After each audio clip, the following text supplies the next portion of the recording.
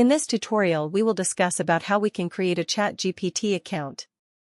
For creating a ChatGPT account is very simple, just we need a Google account. And then we can log into ChatGPT.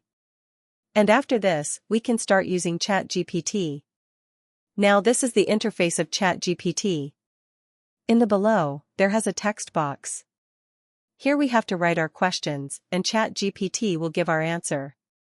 Also there is plus icon, and with this icon, we can upload any document and do some work with ChatGPT. Then next to plus icon, there is search option. With this search option we can get search result from online. And there has a reason button, this button is used for further explanation. Also there has microphone option. With this option, we can write our prompt with voice command. And if we see in the above, there is sidebar option. In the sidebar, we can see our previous chat history.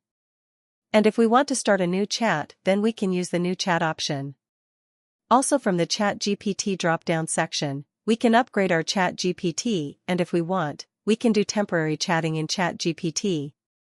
So this is the basic introduction of the interface of ChatGPT. Thanks for watching this video.